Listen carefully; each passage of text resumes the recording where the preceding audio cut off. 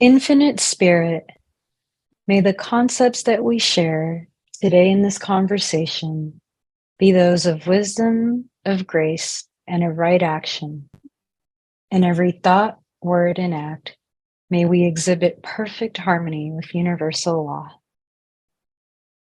Thank you and welcome everyone. Welcome to my special guest today, Christina. I'm really excited and honored that she agreed to be on the show and to share her story and journey with us. I met Christina about 3 years ago now when I was campaigning for president in the 2020 election. One of my friends thought that we would hit it off, and he was right.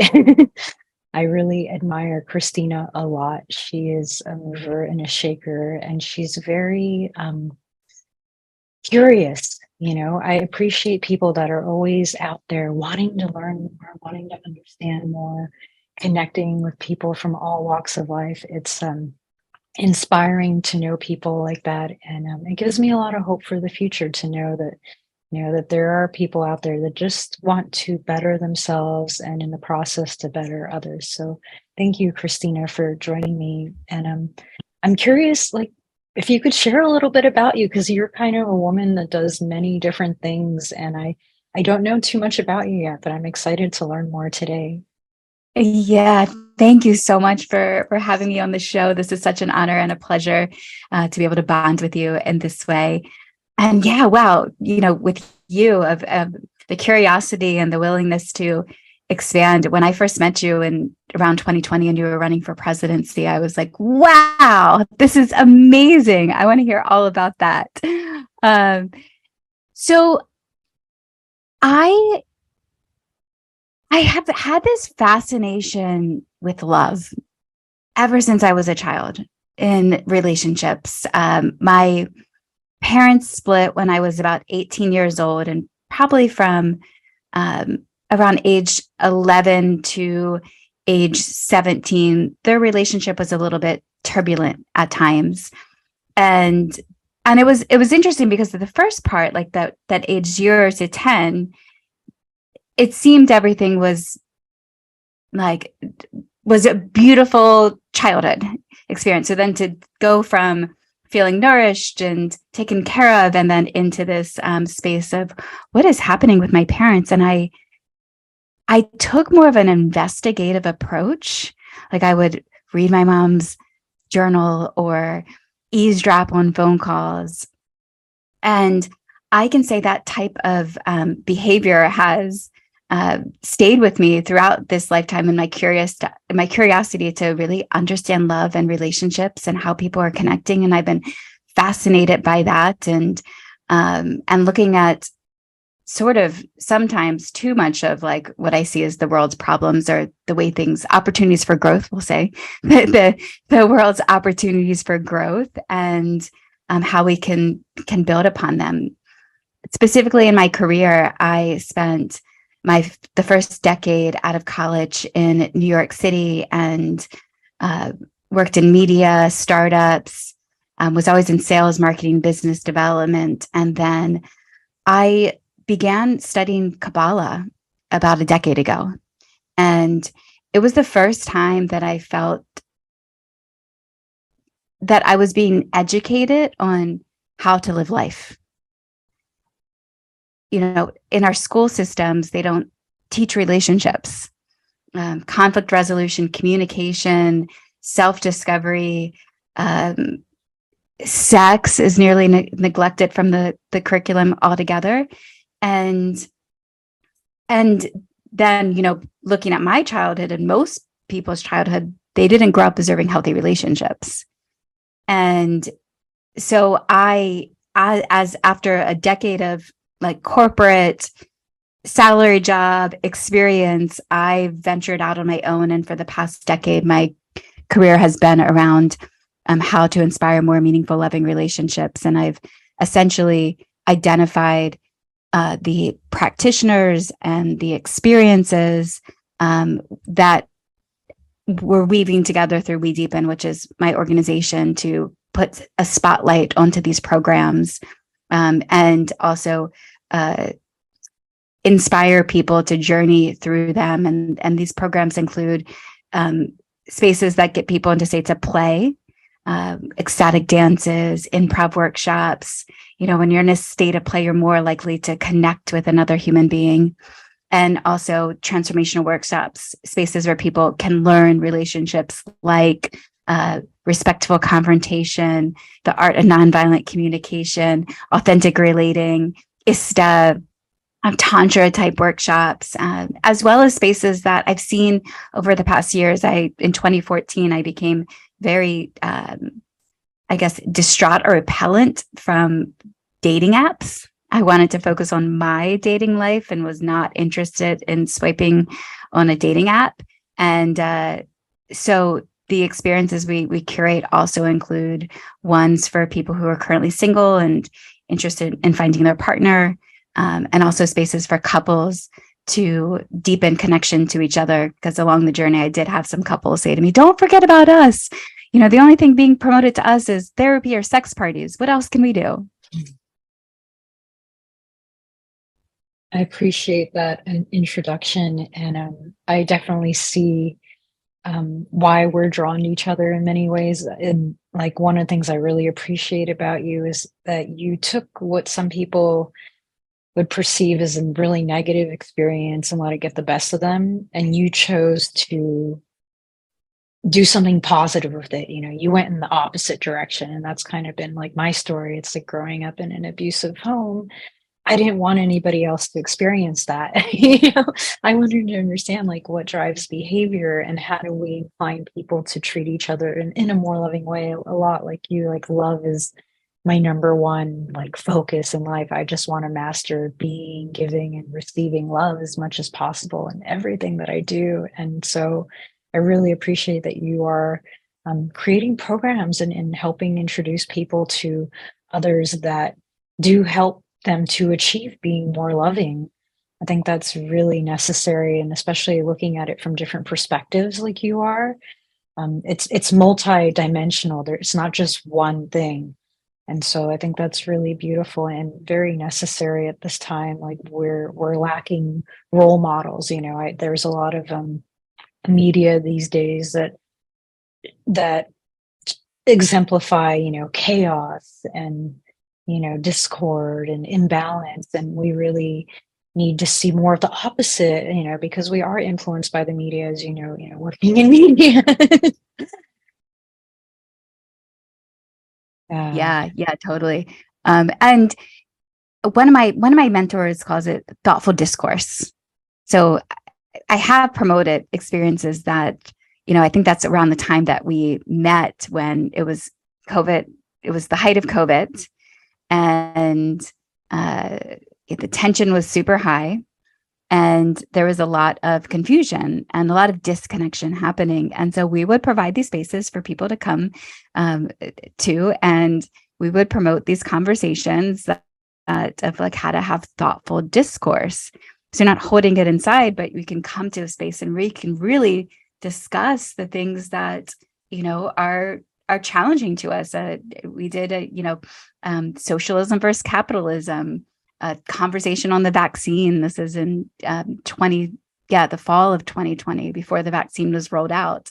We hosted conversations on mask or no mask, polyamory or monogamy, and then also some other experiences where we would unwrap specific questions like, is it wrong not to vote? Or is it wrong not to say, or to say that I am God? And really diving in to give spaces, because that's kind of where the magic happens sometimes, when you realize, wow, your brain thinks that way. My brain thinks this way. Oh, your brain why does your brain think that way? And get really curious with each other, because we all have different pieces to the puzzle. And when I say puzzle, maybe call me the fairy, but I do believe in this idea of oneness, that it's like we're here to connect each other and to support each other and to really fully practice love as a global society. Yeah, I appreciate that, and definitely am in resonance with that. I really want to point out the significance in asking thoughtful questions like you do, because one of the things I've realized is that when you tell somebody something, they're not necessarily going to accept it. And if they do, they're not necessarily going to own it. But when you ask them a question and get them to think about it for themselves versus just Mm. accepting what they've been told, then they're really going to own it, and it's going to change them. Right. And I think that's important. Like I do that a lot, especially lately, because I'm like, I know that telling people what I believe isn't the way to like help influence people with integrity. It's really getting them to come to their own conclusions.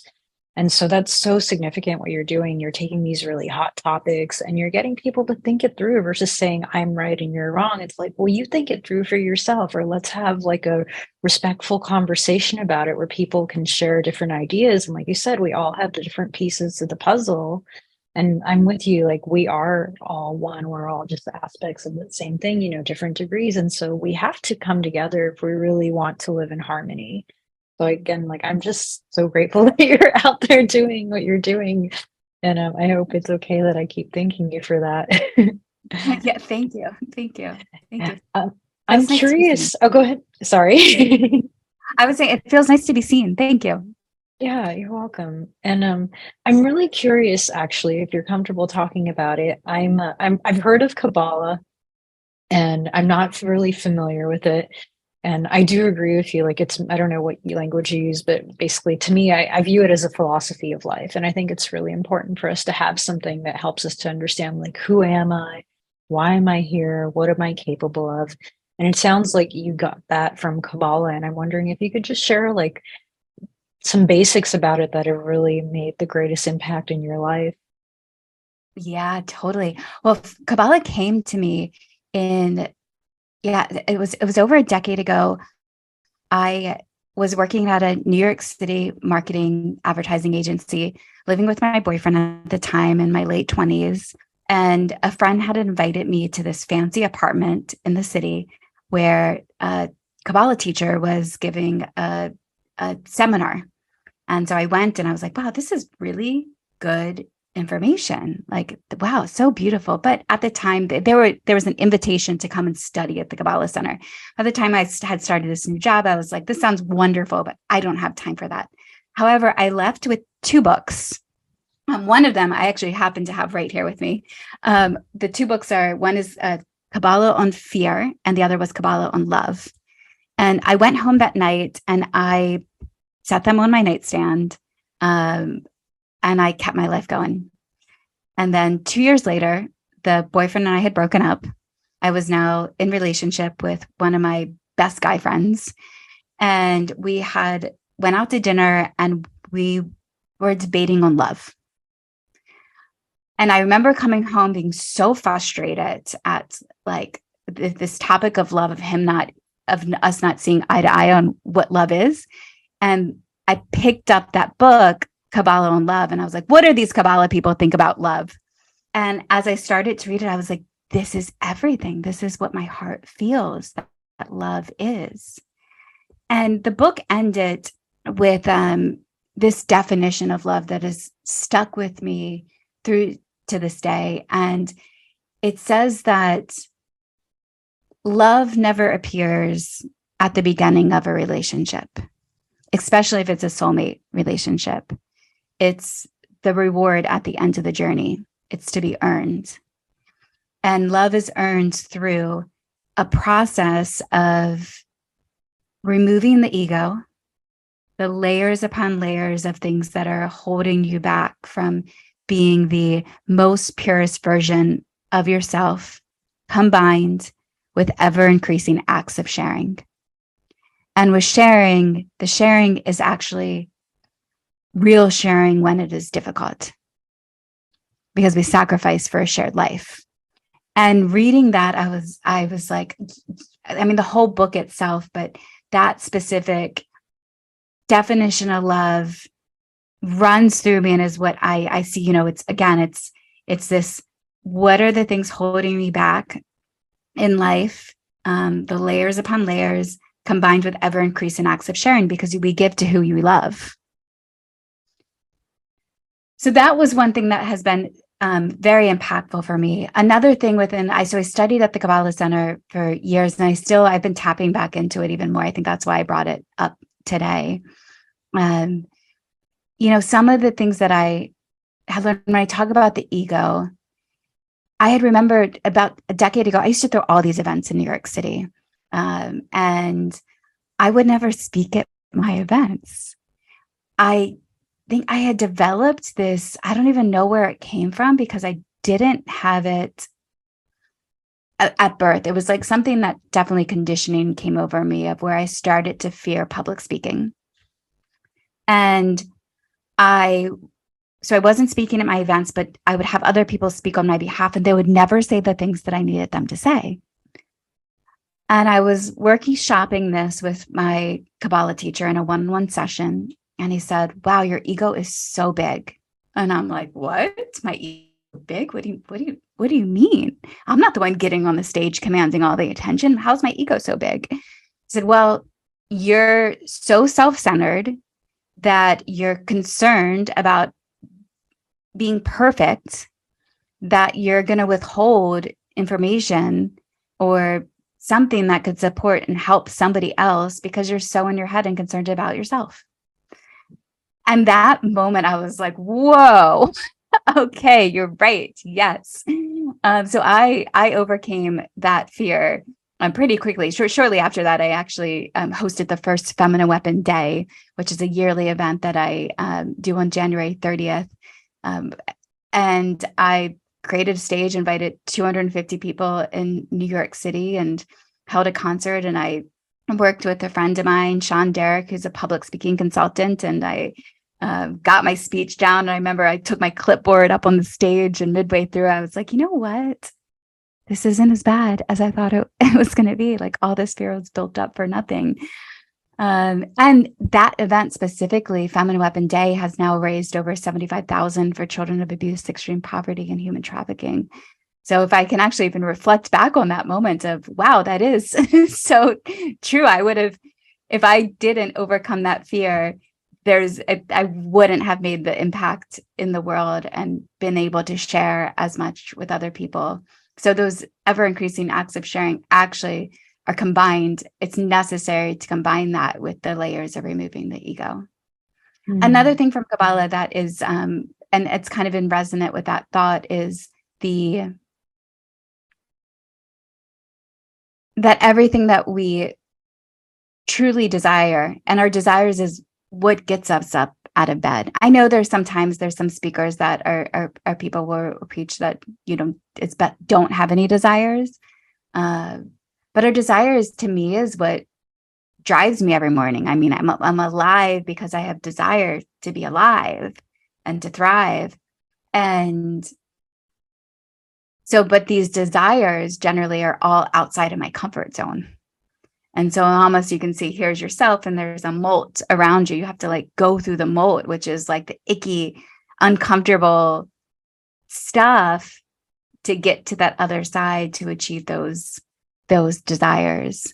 And I think that's part of, to me, that is very much in resonance with part of the journey of life. And I'm committed to growing and evolving this lifetime. And Kabbalah really did lay the foundation for that. And underneath of all of it for me is the sense of love. And I will say that I did study at the Kabbalah Center for years, and I was one of those people that went in and tapped into the system, but didn't get inside of it. I think sometimes I see as there's this such craving and get inside of it, because when you get inside of anything that has, hierarchical structure and is still operating in the capitalistic world, you'll see, there's charlatans inside of every industry and every place. So as I, get to go in and collect the wisdom and take what I need and then step out and then go back in and step out and use it as foundation to really create the world that I would like to see this lifetime. Thank you so much for sharing that. There's a lot I want to touch there. I'll go backwards. I really appreciate what you just said about going inside, because that was a lesson I had to learn the hard way. And because I did get really inside of an organization that teaches the philosophy of life and learned the hard way, like, oh, this is like any other organization. And so I've had to separate, the organization from what they teach. And I think that's important sometimes, like to have some space and recognize like we're all human, and especially in certain environments, some people get tempted to behave certain ways, and it's part of being human, and that's part of their journey. And so it's important to recognize, like, what's the saying, don't throw out the baby with the bathwater. So that separation is really important. And what you said about ego and desiring to thrive and essentially like self actualize, right? Like I think about how, yeah, it's ego that wants to play small just as much as it's ego that wants to play big. And it's really about being what you are designed to be and not forcing it one way or another. Like I struggled with the opposite for many years, where I wanted to be in the background like you, but not because I was afraid. I think it was just because I was conditioned to not believe in myself and not to think that I was special, that I had something special to offer. I thought everybody around me was special, and I still do. And that takes me back to you talking about oneness, and how you learned about love from Kabbalah. And I really appreciate that perspective, because I hadn't considered it the way that you did. But it got me wondering, because of oneness, like for me, something I work on and aspire to do is really to just radiate love everywhere I go, like towards strangers, towards familiar people, towards people that aren't necessarily nice to me, and people that are, and not to have a preference, not to have strong likes or dislikes. And so I'm wondering, like, how does that come in to, like, how do love and oneness work for you? Because it sounded like it was a little contradictory. And so I'm wondering if that's something you've thought about before, because it's like you said, and maybe it was just only with romantic relationships, like what you shared was about how love doesn't appear till later on. But I approach everybody, or I do my best to approach everybody with love in the beginning. And I'm not saying it's always actually worked out well, but it's also because love isn't always being kind. You have to take care of yourself first. You have to lead by example. So I know I'm still working out, like, how does love look like in different situations? But yeah. So I'm curious, what are your thoughts about love and oneness? Wow, this is, yeah, we can go deep. This is going to be our whole topic of conversation to unpack there, because it's hyper nuanced. Yeah, oftentimes I've had people argue with me, and maybe hold a position that love is innate. Mm-hmm. And I do agree to some extent that love is innate. We're born, you hope that that every child is born through love, but that's not the reality of the world that we live in. And so it's a practice. I think it's a practice, and it's a study. And if our whole educational curriculums are designed to teach people how to love and be in connection, I'd vote for that. Ask the specific question again to keep me on track. Yeah, no, I'm just wondering about, like, you mentioned that love shows up like later on versus in the beginning. Versus I really I think to myself when I approach somebody, like, I love you, because that's what I want to be radiating out at them, is just love. I want to give that to them from the beginning. You know what I think it is, we have one definition, we have, like, love is just this one word, because yes, I can meet somebody and I can say to you right now, like, I love you. And I really do feel that. However, if we really look at it, it's probably like a level 1 love. Like, we're at level 1. But the more time that you spend together and the deeper that you go, that love grows. It becomes more powerful, and more, the love that somebody has for their child is so much deeper. Well, depending on the human, I can't say every single human has that. So yeah, I think that the full on, like it's going through the journey together, because there's so many masks, people wearing so many masks out there, that I believe that love is real, and it's surface love, because it's, and not surface love and, oh, that's bad. Surface is bad. No, it's surface love, because that's almost like the starting. I would like that to be the starting point. Like, okay, we're at the starting ground. This is love. This is life. Almost in Kabbalah, they actually say love and life are the same thing.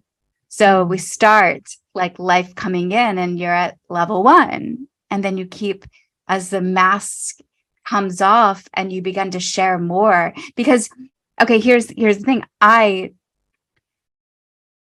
Love is, you give to who you love, and ever increasing acts of sharing. How I want to play in my romantic relationship is like, everything is mine and everything is yours. Like, take the,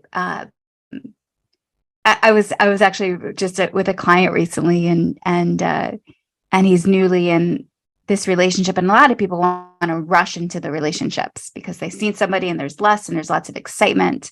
And I'm like, would you give her the pin to your bank account right now? He's like, no, I'm not giving her the pin to my bank account.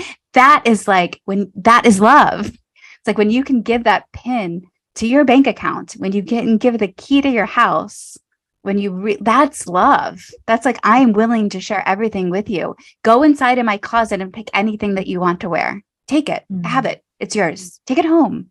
I don't need it back. I love you. Like, that's the depths of the type of love that's different from the, the saying hi to somebody on the street. And, in Kabbalah, they tell this story, and I actually read this. I had friends over for Shabbat this past week, and there's a story that in the Kabbalah, the book, the Kabbalah on Love, and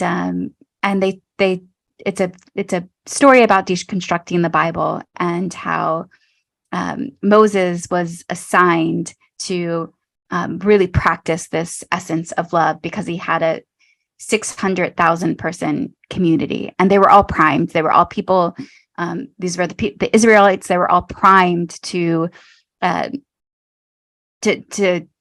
in this essence of love and evolution, and they were already playing the game. And so, essentially, in that level of love, it's that everybody would put the other person first before themselves.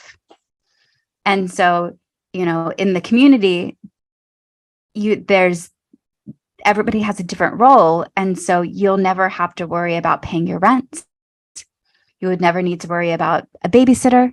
You would never need to worry about your food or your car, because there was someone in the community that was always going to take care of you. And so every morning when you would wake up, you wouldn't have to have any concern about yourself, because you have now 99,000 other people who are looking out for your best interest. However, what happens if one person, just one person, pulls back like 10%, it all fails. It's like that exercise that when they have everyone in a circle, and they say, okay, on the count of 3, everyone's going to sit down at the same time. And then, they all end up like chairs all around with each other. But if one person doesn't do it, everyone falls. So in our relationships, every time you pull back and you hold back something, like, it's felt from a societal perspective. Like, you can feel it. If somebody else isn't playing the game, we all start pulling back. And that's, I think, what's happening in the ripple effect. There's so much pulling back, because if you're not going to play, I'm not going to play, and not going to play. And so then the ego stacks up and top and top and top.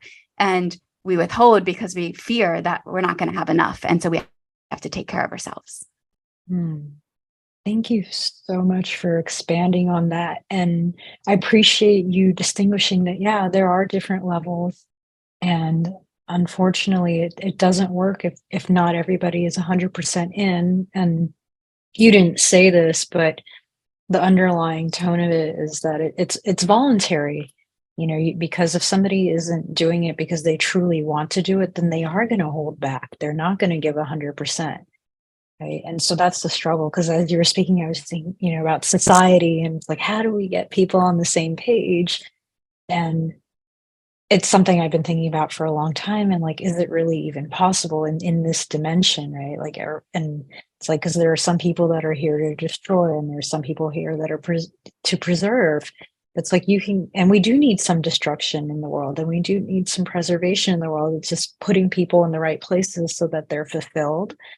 And it's there's just, there's a lot kind of going through my head right now as you were speaking, inspiring me and thinking about, like, because that's one of the things I really care about, is how do we incline people to do things that truly serve life, the whole life, and not just think about what's in it for them, right? And I know we can't do it through force. You can't do it, through legislation. It's got to be something that they really want to do and they see the value in it. I was listening to a talk yesterday, a metaphysical talk on how to reap what you sow, and it's about plant. Like, one of the examples given is like, figure out a way to bring joy into somebody else's life, right? And don't do it because you expect something out of it, but because you're planting those seeds, it is going to come back to you. Like, because it's like when you plant corn, you can only get corn. When you plant love, you can only get love. And a lot of people don't get this. And back to like why Kabbalah has been so helpful for you is like, I'm sure you learned a lot of this stuff in Kabbalah that isn't taught in regular schools. And it is the important thing about, like, how do you thrive in life? How do you have healthy relationships in life? How do you have harmony in life? Yeah. Yeah. Um, the a couple other things from Kabbalah is karma. They do talk about karma. How would amazing if they actually would have taught karma in at like grade school. Cause and effect, that there's always a cause and there's always an effect. What we see right now is it feels like time is speeding up because the effect is essentially happening more quickly than it has ever happened before in the past, because we have, the internet, and things are just moving more quickly than they've ever been able to move. Similar to, there could be somebody who, even these constructs, though I'm interested in eradicating the term cheating or infidelity. However, if if someone cheats back in the day, like, you could go a whole lifetime and not even know that your partner was cheating. Nowadays, like, you're probably going to get caught because there's just so much. There's cameras everywhere. There's, emails. We can pick up your phone. We can break in. Like, there's lots to like, cause and effect is definitely speeding up. And I oftentimes in my private practice, when I do work one-on-one with people, because I do some relationship guidance and private matchmaking, and that I share often the proactive formula. And in the proactive formula, well, there's something that I guess underneath of it is that, the idea of control. Like, the only thing that we can control in life is our reaction or not reaction. Do you change or do you not change? Like, you can't control anything else, and it's your reaction to the stimuli. And in the proactive formula, it's if something happens like that's triggering you, and to realize that the real obstacle isn't the challenge, the real obstacle is your reaction to the challenge. Doesn't mean that you don't have feelings or emotion towards it, but how you react to it is that. And so then it's to, stop, breathe that in, and then move from a place of love, and constantly asking yourself, what would love do each time? And I'll say anger is really easy. Like, we have a world fueled of of feeling offended by lots of things. And it's really easy to be angry. Love, this is the contradiction. This is why it's hyper nuanced, because you can say it's innate, but love is also a miracle. Yeah. Well, they're both choices, right? You can choose to approach a situation with love or anger. Like you said, it's your reaction to a stimuli outside of you or even inside of you. And a lot of people don't get that they're making a choice, whether it's conscious or not. They're still choosing how they're going to react to something. And also perception, right? Like, how do you view something? Is it bad or good, or is it just neutral? And that really Yeah. makes a difference. And a lot of people don't realize that. And, you know, there are some people, and I've met, that don't want to change. They want to express anger, and they don't want to be happy. And that's a really interesting um, scenario. When I run into people, it's like, but don't you want this? Don't you want that? Well, you know, don't you want peace? Don't you want health? And it's like, no, I want more. I want more of this. And, you know, I think the only way I can get there is by being angry and you know, emotional and not self-disciplined. So it's just, it's fascinating because I'm trying to figure out, like, and I don't know if there is anything to figure out. I'm trying to figure out, though, if, you know, what I can do to influence these people to want better. But then I remember how we're not all supposed to be the same, how we are all different degrees of the same thing. And it's something that gets me going around in circles sometimes. Yeah, I have a, personal experience that I'm navigating in the moment. I don't want to go into too much detail because it's not fully my story. But there's, within the We Deep ecosystem, we have a reputation system. So doing love work, love is one of the most easy ways to also manipulate humans as well. That's why we've seen a rise of like the cults and the gurus, and specifically, you can look at Orgasmic Inc., the documentary on Netflix right now about one taste.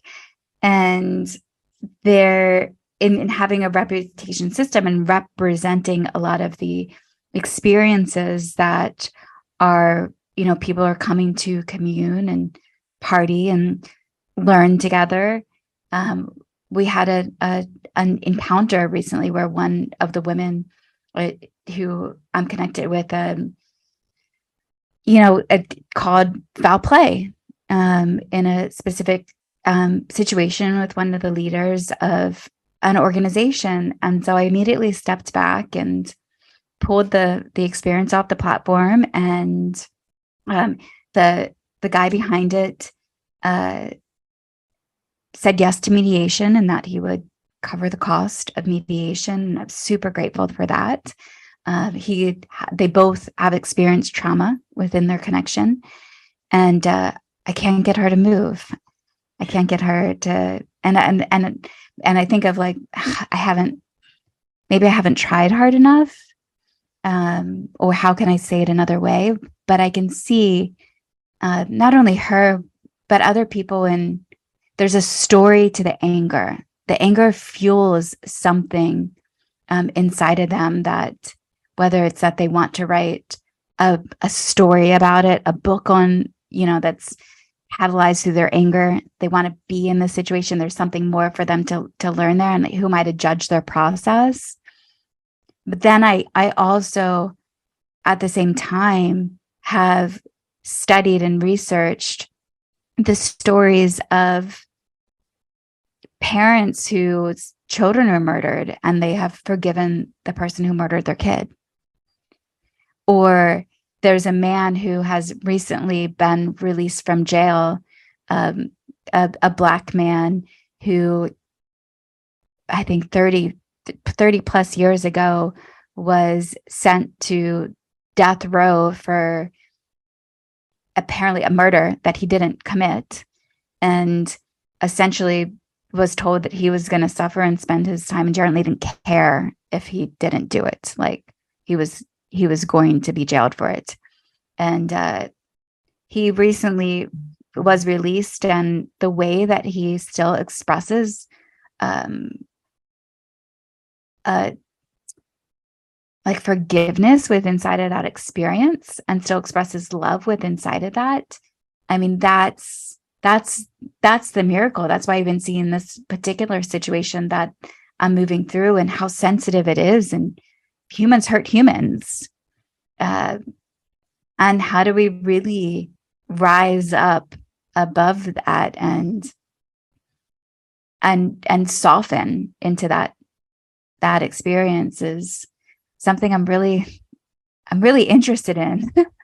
Yeah. And I really would love to inspire more of, and I'm in my process of how to guide um, people more in that way.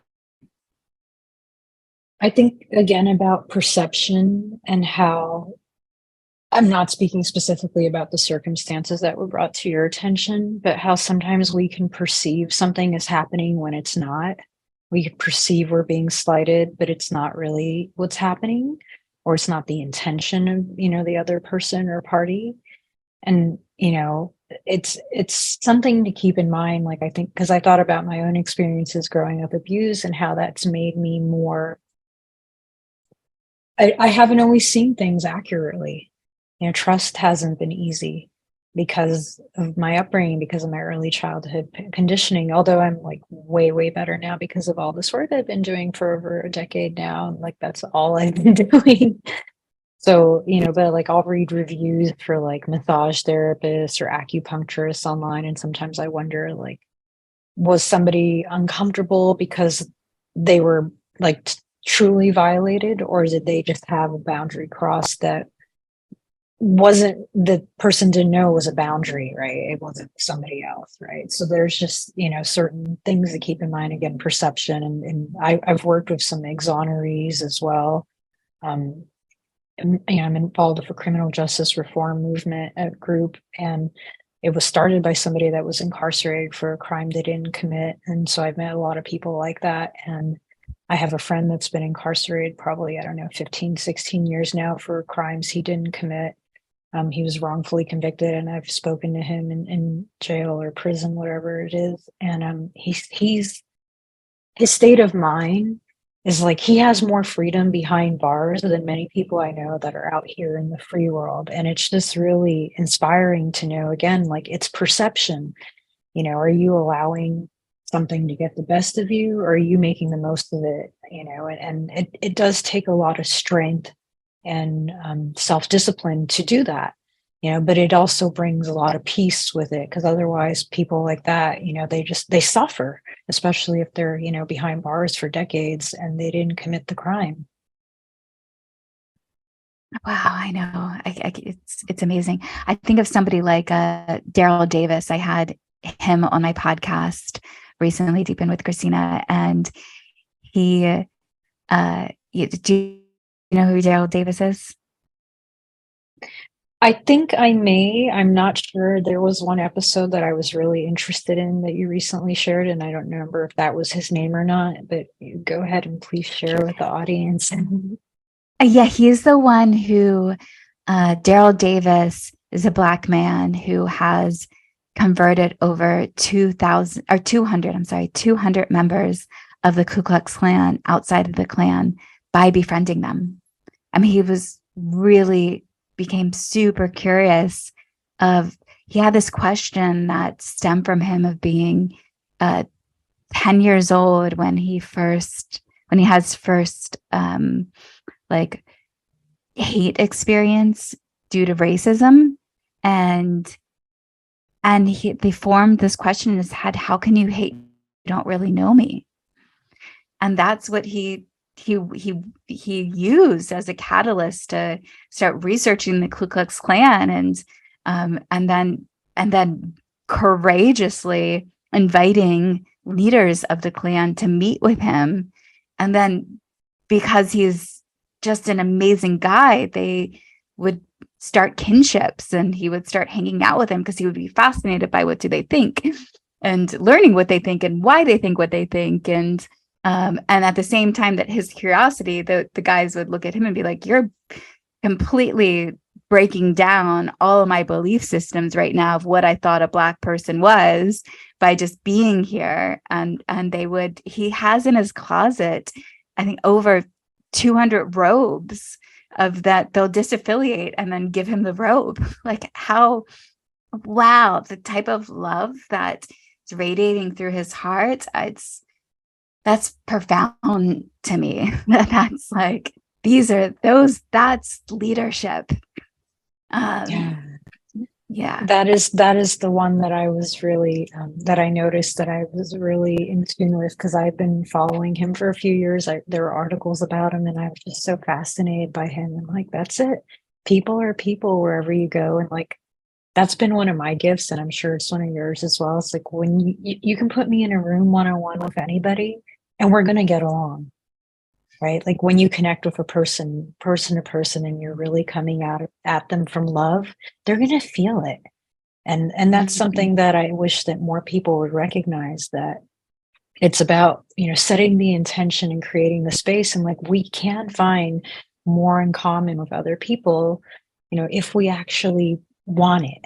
Right. But a lot of people aren't making that effort. And it doesn't matter what color we are, any of that superficial stuff. It doesn't matter. We're all human beings. We're all animated by the same life. We're all here, going in the same direction, taking different paths. But it's still like, love is what keeps us going. Was it Gandhi that said, where there's love, there's life, or something like that? And I truly believe that. Like, as long as we're still here, there's still love, and that's still the greatest tool that we have within us, that we can choose to act from, to connect with the world.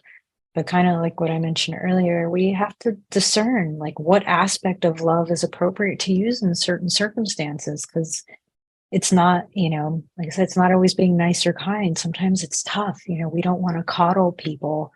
We want people to be healthy, free moral agents, and not be dependent on somebody else to make decisions for them, and not be dependent on somebody else um, to help them thrive, right? Like, I can't make you thrive. You can't make me thrive. You have to do it for yourself. I have to do it for myself, but I can show you what's worked for me, and you can show me what's worked for you.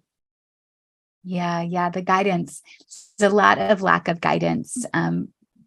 Because we're still learning how to be human. I mean, I think a lot of people are still actually like, you can look and be like, oh, well, our parents lacked guidance. Well, their parents lacked guidance. Well, we just ended up here as humans. Like, it didn't come with like a rule book. Maybe some people take the Bible, came with some rule book or something, but some human wrote that.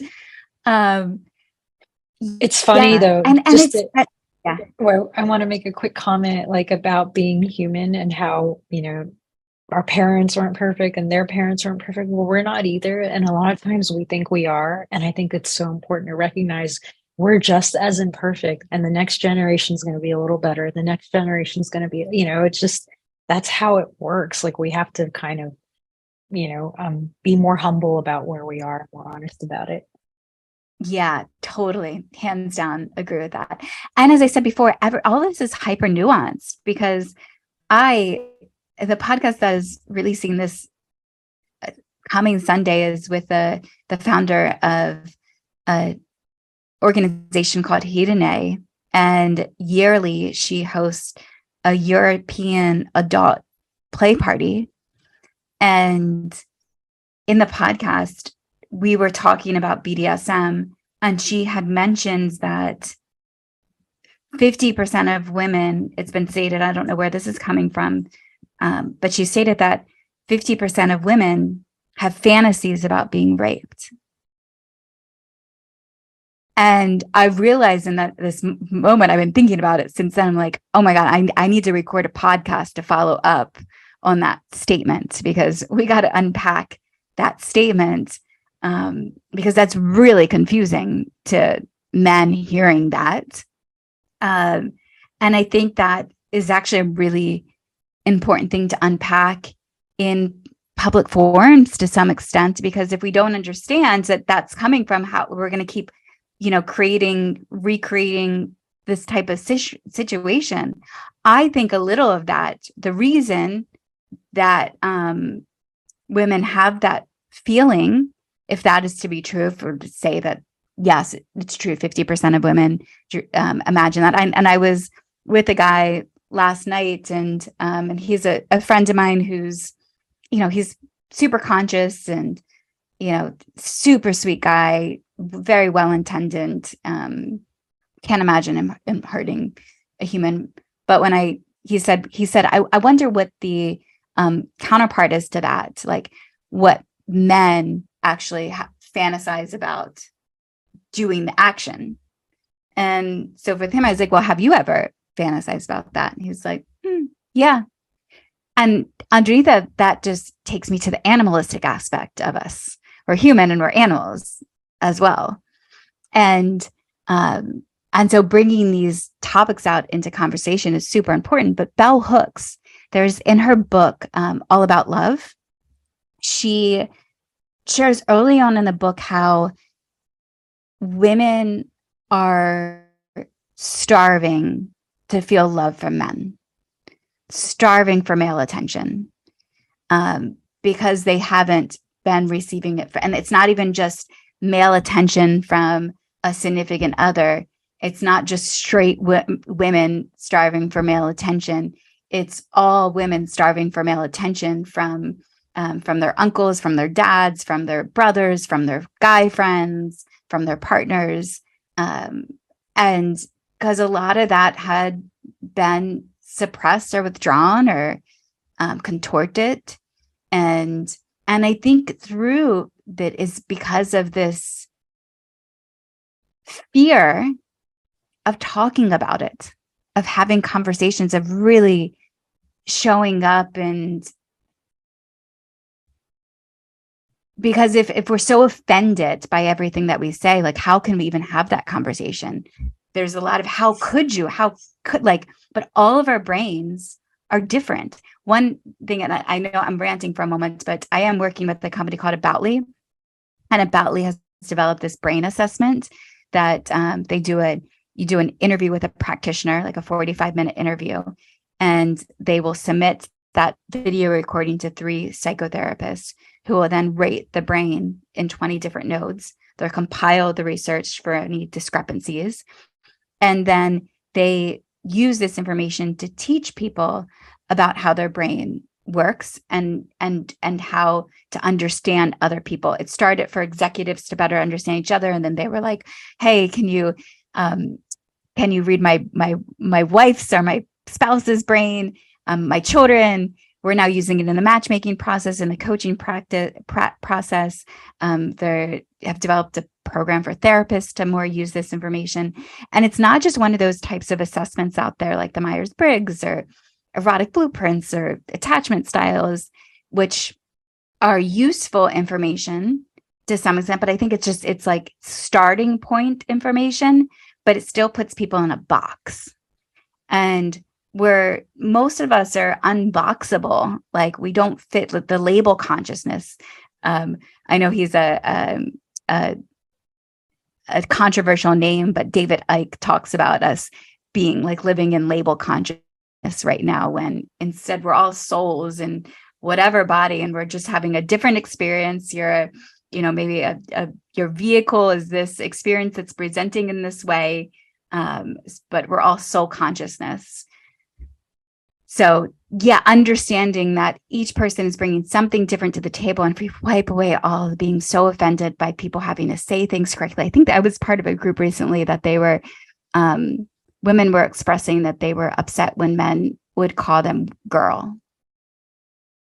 And I was like, come on, like really, we have so much to think about right now. Who gives a fuck if a man calls you a girl? Like, it can be the tone of the voice, whatever. Sure, I can see you getting offended if you feel like he's saying that. But usually, one last thing, I'll give you an example of there was one time years ago, I was with my childhood best friend in a car, and I've gone out and lived in many different states, and she's stayed in Maryland.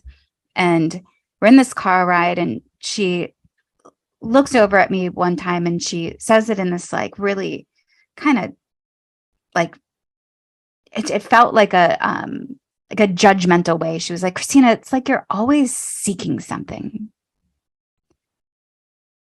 And I heard it, and I knew it was coming from a lens of judgmentalness, like her judging me at that time.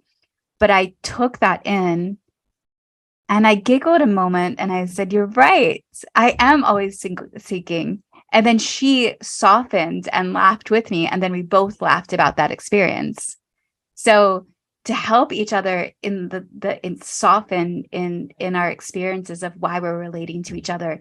For the most part, nobody wants to operate in ill intent. No, most people aren't malicious out there. Yes, there are some psychopaths, but for the most part, people are well-intended.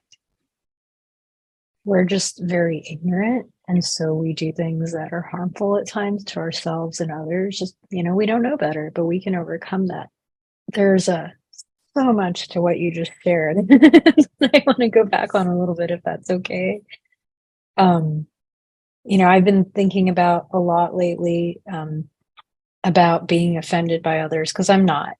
And what helps me is recognizing, like, when I let something outside of me influence how I feel, I've given my power away. So why do I want to do that, right? Like, again, back to choice and reaction. Like, if we recognize, like, I can choose how I respond, how I react to somebody else, I can choose to not respond and recognize that's them, that's not me. People are going to do whatever they want to do. And so that's something that really helps me. And I think that's important because I am feeling like, I don't know if political correctness is the right word, but it creates like this environment of walking on eggshells, right? Like, just people, like, we're not our bodies. This is finite. Like you said, I believe I'm an infinite soul, and recognizing like who we are, again, why we're here, what we're capable of, that makes all the difference. And that's what's lacking in our education, in our media, wherever we're learning about life, right? We're not learning the reality. And, speaking about women's needs and wanting to be loved, for example, and not expressing that and getting attention, from men, and not just, romantic. I don't know enough about this, so pardon my ignorance on the topic, but I do believe that this, and this has to do with labels in a way, this perhaps the feminist movement went a little too far, where there's like women are trying to fit into a certain box. And so, if I'm a woman, I have to fit in this box. I can't express myself. I can't say this. It's not okay. So I think that's something to keep in mind. And like, I'm totally against labels because it limits who I am. Like, I'm just a fluid being. Everything that I want to be, everything that I want to express or feel, it's in here. I just have to choose to tap into it. And when I put myself in a box, it makes it very difficult to access different parts of my potential, and I can't express that or be that. And so it's kind of self-sabotaging when we put ourselves in a box and say, well, I'm this or I'm that. It's like, you're anything you really want to be at that moment. And I'm kind of tying it all in together and going backwards again. You don't know this. I don't think most people know this about me, but when I was 19, I worked in a sex club in San Francisco called the Power Exchange. And it's evolved since then. It's had many different kind of reiterations. And back then it was like 4 levels, and there was BDSM, there was, gay night, gay section, trannies, swingers, like everything. I was a juice bartender there. And so I had conversations with the patrons. And every now and then I would play because I was curious. I was 19, and it was fun. I would dress up, and my nickname was Daisy. I wore pigtails and had platinum blonde hair. I enjoyed it. I played the part. But the thing that was really neat about the place was it was about consensual play, right? And like you talk about, like, some women have this fantasy of being raped. It's probably a very specific fantasy, and in a way it's kind of probably consensual too. And that was an environment where they would come to fulfill that. It wasn't something like they still wanted to control certain aspects of it, and that's why they would go there. And so I think, and it was a good space for that, because it was safe, and we had security, and there was quite a cover to get in. So it did kind of filter. And then there were nights where there were discounts for people of certain orientations, genders, and stuff like that, because they wanted to encourage more of those people coming in. So I appreciated learning that. I minored in human sexuality at San Francisco State. So it kind of helped me get more of an aspect to write about for my papers.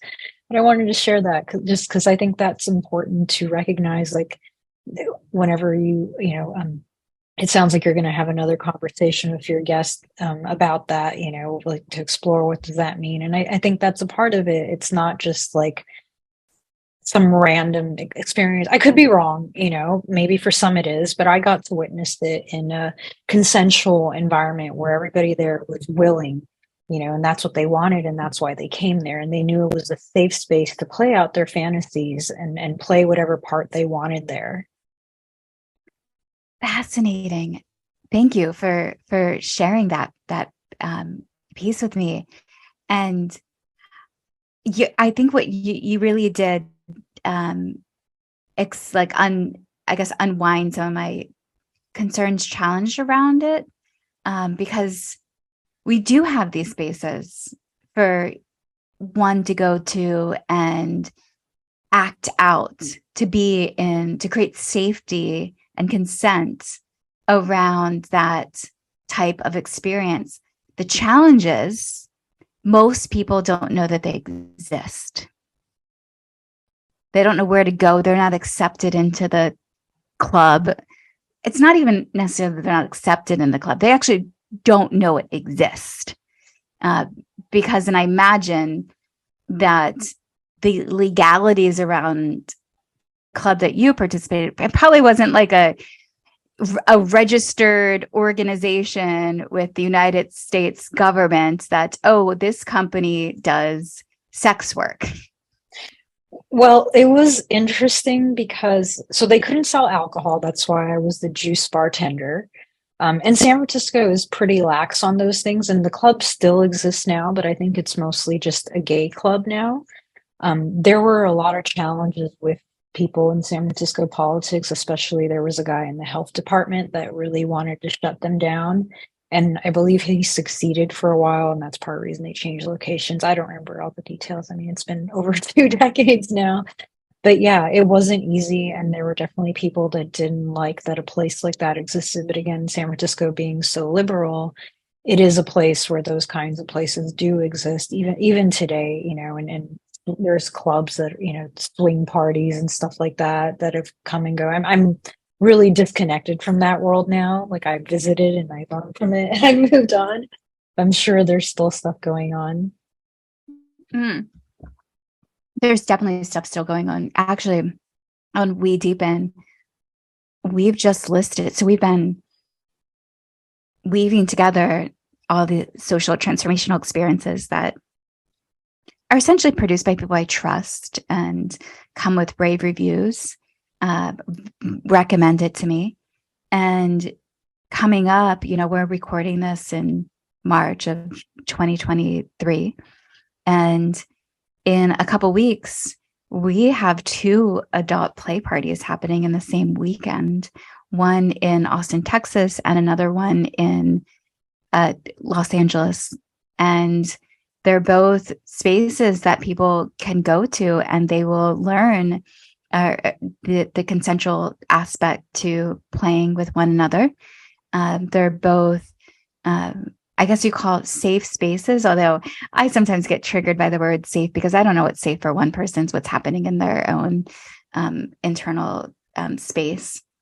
But they have people there that are trained to support in you processing through your experience. And I, in this moment, it's like I've been feeling, because this is new that I've added these experiences to the platform, and I'm thinking, like, what are you doing? You're entering some risky business, Christina. And in having this conversation, I see the importance around it. I see of how sexuality is so, when it's not included in our educational curriculum, it's distorted. And so to provide these spaces where people that I highly respect, and, again, we act as the reputation system around them because we're essentially curating those experiences. So if I'm to receive any feedback that says, no, we deal with it, essentially that's what is happening with that one situation I mentioned earlier, is that we'll deal with it. So Yeah, fascinating. Yeah, one's Hedone and one's a Mystery Temple Night. Both of them are recent with the facility, or the Yosef Sagi and Lola from Hedone are the recent podcast on Deepen with Christina. Thanks for sharing about your experiences. Yeah, you're welcome. And, I commend you for trying different things out. Like I mentioned at the very beginning of this, that's one of the things I really appreciate about you is your curiosity. And it's like you don't really know what's right for you and as a creator for the world until you actually try certain things out. And your approach to it is like, if this isn't, if there are issues, we'll just get rid of it. You're not attached. You're just trying different things out. And that's the thing. Life is just one great, grand experiment. We have to try things out with reason. I'm sure that you're not just like jumping in head first. You probably are making sure everything is done just right. And that's the thing with life. Like anything that we do, like if we haven't done it before and we're curious, like don't just jump in head first. At least that's my approach. Make sure that you're prepared for it as much as you can, to have a positive experience. Yeah. Yeah. Thank you. That conversation was so important. One thing that I will also share is, I've never voted. And now not only this is not only we have these two play parties coming up, we also I'm involved with the Independent National Convention. The Independent National Union is an organization that's formed within the past couple of years that is intended to support independence making it into office, and to break down the two-party system to provide an alternative. And that to me is exciting. And partly I had to do, and I've actually been texting today with the guy who I went on a date with about 5 years ago, who, when I shared with him that I didn't vote, I received what felt like a message of disapproval and disappointment. And I couldn't put into words why I had never voted. And so I went home that weekend. It was around the Christmas season. And I remember in my journal being like, I need to figure out how, because if this is a piece of me that I've never voted, I have to, and I'm ready to share. Cause it was almost like something that I just don't tell anybody. Don't tell anybody that you've never voted, because you don't tell. That was one thing. So you would, just like I got with that guy, Nick, I would receive, I knew that I would receive like disappointing faces because I, grew up with MTV being like, vote, vote, vote. And that was the thing that you were supposed to do, but it just had never called to me. So I had went, after he had this date experience with this guy, I started journaling for over the holiday season, trying to understand like, why have I never voted, and researching like who else has never voted, because I'd actually never had met anybody else who didn't vote, because it was a taboo topic that nobody, talks about. And I came to these, realizations. Well, I've never voted because number one, it's not good for my work. Like if I'm going to take a position creates opposition. So if I take this position to lead a network of experiences and people, I have a position. Like I actually want you to do something that I want to do. So I would rather create spaces where I get to hear all the sides of perspective. Instead of choosing one, I get to be in the essence of like, oh, tell me why you love Trump. Oh, tell me why you hate Trump. It's usually the lover hates. But I get to maintain this level of curiosity without having to opt into a specific position. However, I guess I really do have a position to some extent, because if I ever felt inspired, if any political leader who were in one of these parties had spoken in a way that was like, you guys, humans, we really love you. Like, we just love you. We cannot wait to give and to share everything with you and to really grow as a society. But over my lifetime, I think Marianne Williamson has recently announced her candidacy for president of 2024. And I saw one particular speech that she talks about how, in the past decade, she's seen, the middle class pretty much diminish, and instead the wealth transfer to 1%. And that to me is not love, because sharing is love. Sharing is removing, again, the layers of the ego so you can give more and share more with other people. And so but not through at the force. national, Remember, not through force. Right? Because that's not love either. People have resentment when they're forced to give something away that they've earned without it being a conscious choice. So there is that, caveat there. Yeah, you even said that as we started this podcast. You mentioned around curiosity and asking people, "Hey, what do you guys want?" Instead of making all of the decisions. And sure, we could go about, oftentimes I know there's a big complaint from a lot of people that it's a bunch of white men sitting in a room making decisions for us. Whatever it may be, there's not, again, we can see of over the past decade, the wealth is transferred to 1%. That is it's not sharing and asking the people what they want. And with the National Independent Convention, which we do have that up at We Deepen, and I am supporting that because I look at it as the opportunity for something new, and I kind of hold a little bit my vote sacred. It's like, I would love to vote. I cannot wait to vote one day. And at the convention, I have the honor of facilitating a panel, which is probably going to move into a roundtable discussion. I'm not quite sure how I'm going to, because as I started to write down people's names to have on my panel, I got to like 9, 10 people. I mean, you would be amazing to have on my panel, 9 to 10 people. And I'm like, I can't do a panel discussion with 9 or 10 people. Maybe it's a round table, but start to think of like the people of love and politics, Marianne Williamson, Del Bigtree, Charles Eisenstein, Dale Davis, Indy Rishi, having people like that to really come together, and also including the teachers of intimacy and love into one space and working together. Like that's really of interest to me. And the last anecdote I'll say is so I was living in Los Angeles pre-COVID. That's where We Deepen was building traction. I didn't go too much yet, but We Deepen was essentially we launched in Los Angeles in 2019 after I participated in a startup accelerator program. And we were growing month over month. It's getting bigger and bigger. I got offered $500,000 for an acquisition for hire that I turned down. And it was from a co-working space. The brand of co-working was cross campus. And I think they saw that WeWork bought Meetup, and they realized to sell co-working spaces, they needed people to come into the co-working spaces. And that's how they could sell their memberships. And they looked at Christina and they're like, oh, well, We Deepen can bring us people so we can sell our memberships. And so they said, if you stop doing We Deepen and come inside and do what you're doing for them instead of doing it for us, then we'll give you $500,000 and a salary. And I refused that and instead negotiated an office.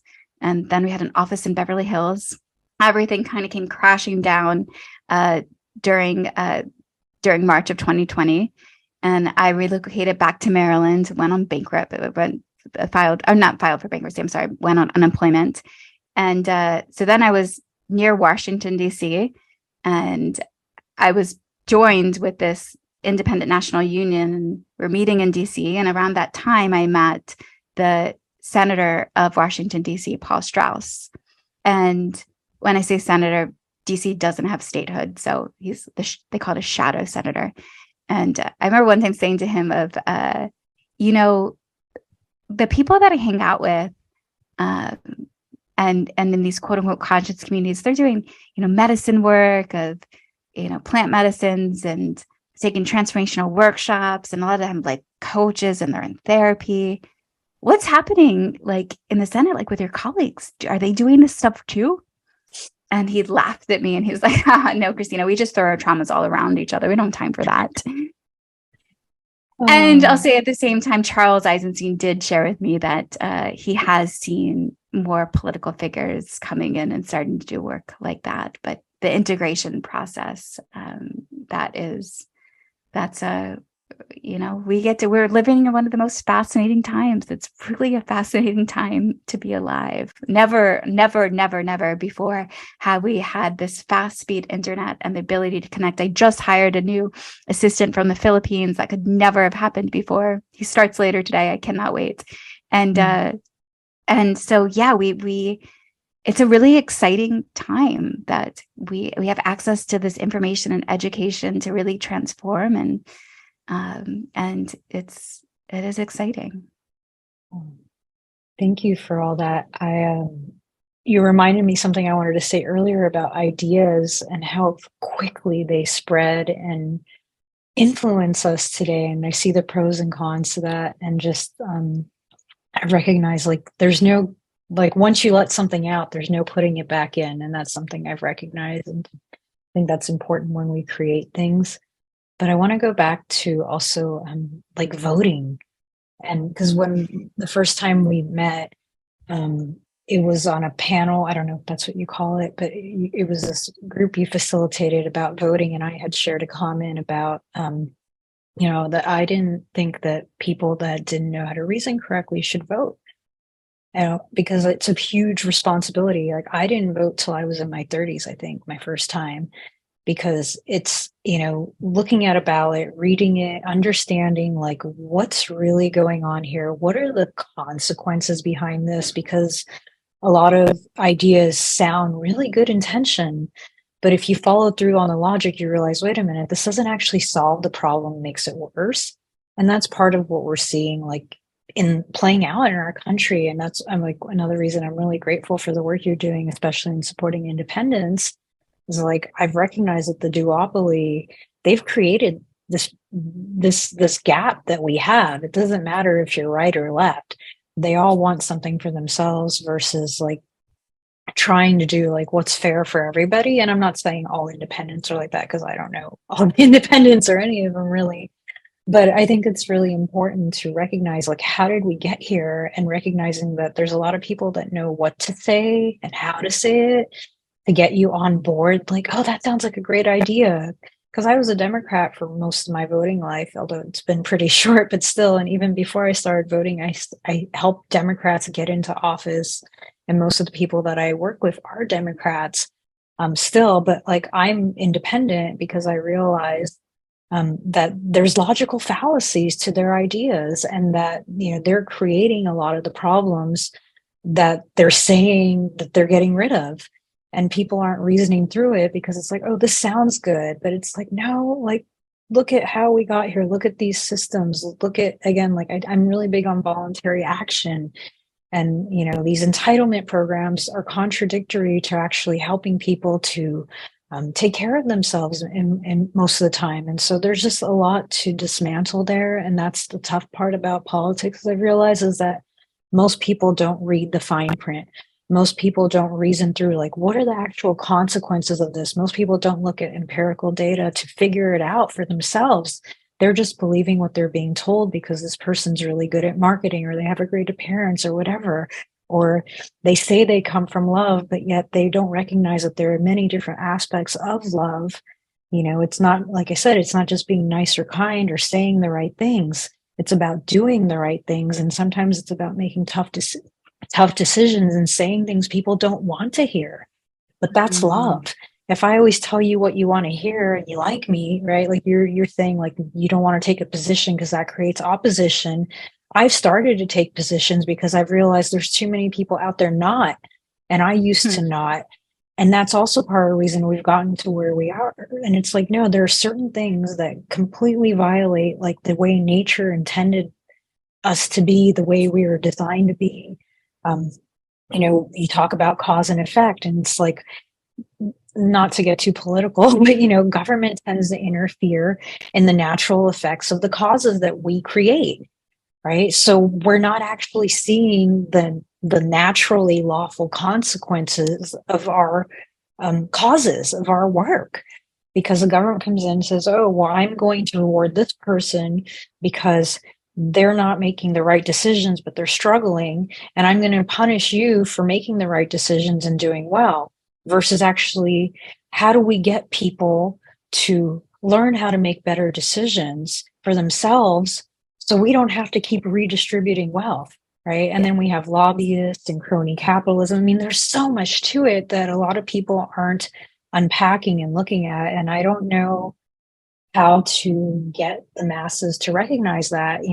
That's what I realized, like, as an independent candidate, because I am a 2024 presidential candidate. How do I get people to recognize the bigger picture? And is that even possible? Because it's an evolution of consciousness, and it's not something that's going to happen overnight. I'm obviously going to keep striving for it and do my best to educate people and to get people to think for themselves. But I also recognize, like, you can't force people to change. Yeah. Can you be at the Independent National Convention? I feel like you should be there if you're running. I need to look at the details. It sounds like a really great event. Yeah. And thank you for sharing what it's about for me and whoever's tuning in. Yeah. Yeah. I feel like you've got to be there. We can discuss this more offline outside the podcast. Yeah. Thank you.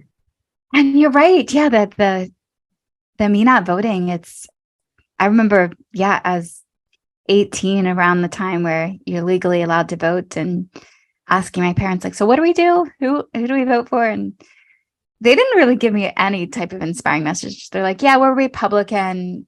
We vote Republican.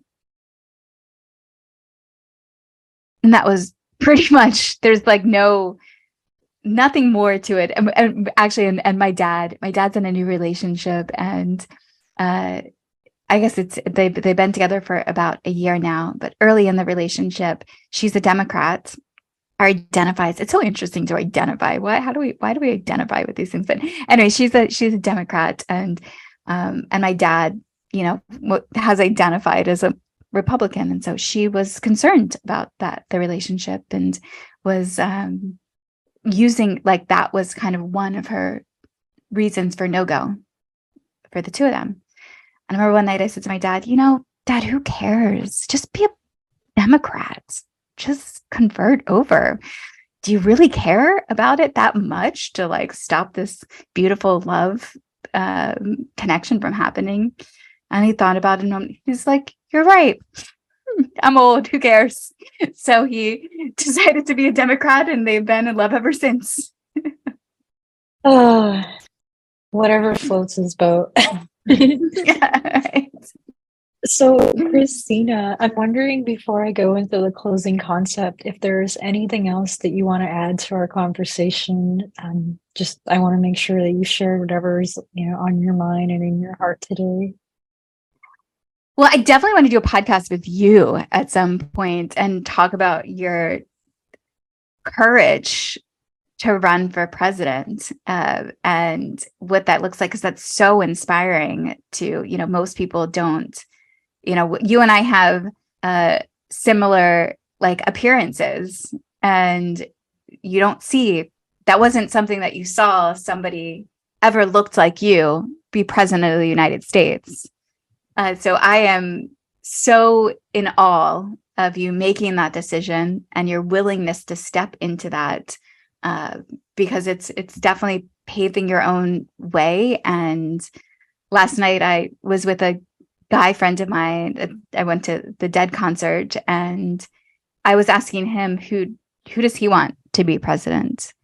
And he was saying, he actually, when I had mentioned Marianne Williamson, he said, no, not Marianne Williamson. She's too concept and not enough structure. And I at one point said, well, what about me? And just to test the gauge. And he's like, I don't know. You have to make quick decisions and be willing to delegate and tell people what to do. And so I pulled myself out, but he did start to speak of some of the serial entrepreneur types from Silicon Valley. Reid Huffman is one that he had thrown out. I don't know too much about him, but I screen grabbed something. So yeah, you what you're doing is fascinating. I'm so inspired by that, and I would love to support in any way. So that I'd love to have you as my podcast. So I'm using my closing to invite you to be on my podcast.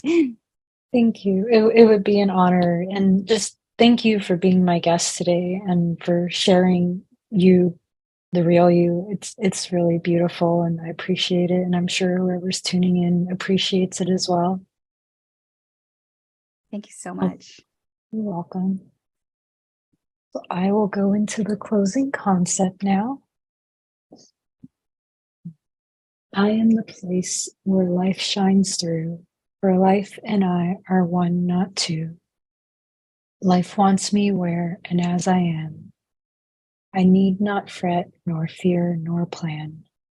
If I will be relaxed and free, life will carry out its work through me. Thank you again.